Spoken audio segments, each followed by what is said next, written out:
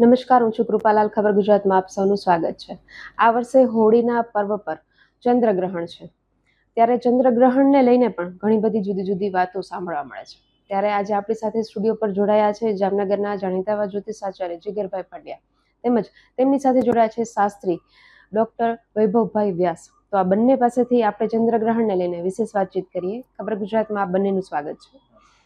જે રીતે વાત થઈ કે આ વખતે હોળીના પર્વ પર ચંદ્રગ્રહણ છે, તો એ ભારતમાં દેખાવાનું છે, તો જામનગરમાં ચંદ્રગ્રહણ પાળવાનું છે કે કેમ અને ક્યારે છે એના વિશે આપણે ખાસ વાતચીત કરીશું. 3 માર્ચ 2026ના રોજ મંગળવારે ચંદ્રગ્રહણ થવાનું છે, જે ભારત વર્ષમાં ભારતના પૂર્વ ભાગમાં ખગ્રાસ ચંદ્રગ્રહણ રહેશે, એટલે કે જ્યાં સંપૂર્ણ ગ્રહણ દેખાશે.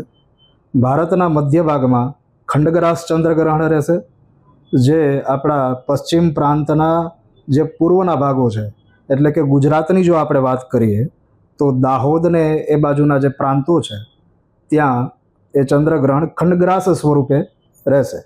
અને પશ્ચિમ ભારતની જો વાત કરીએ એટલે કે ગુજરાતના આપણે સુરેન્દ્રનગર, જામનગર, રાજકોટ, મોરબી, કચ્છ, ભુજ, માંડવી, દ્વારકા, ત્યાં માંદ્ય ચંદ્રગ્રહણ રહેવાનું છે, એટલે કે ત્યાં ચંદ્રગ્રહણ દેખાશે જ નહીં, કારણ કે 6:47 સાંજે ચંદ્રગ્રહણ છે પૂર્ણ થઈ જાય છે.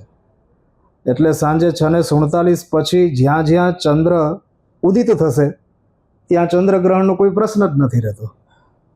એટલે પૂર્વ ભારતની જો વાત કરીએ તો પૂર્વ ભારતના આસામના ડોંગ વેલીથી લઈ અને બારપેટા સુધીમાં એ સંપૂર્ણ એટલે કે ખગ્રાસ ચંદ્રગ્રહણ છે એ દેખાવાનું છે.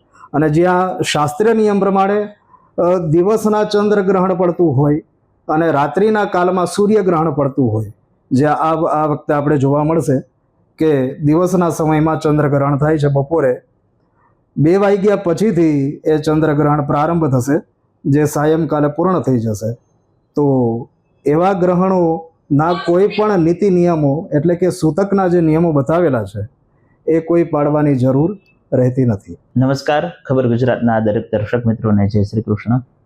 દર્શક મિત્રો, જે 3 તારીખે ચંદ્રગ્રહણ થવાનું છે એ ચંદ્રગ્રહણ જામનગરના અક્ષાંશ રેખાંશ પ્રમાણે અને જામનગરના ચંદ્રોદયના સમય પ્રમાણે એ ચંદ્રગ્રહણ જામનગરની અંદર પાડવાની જરૂર રહેતી નથી.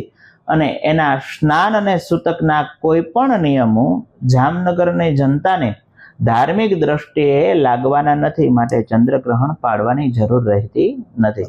નમસ્કાર.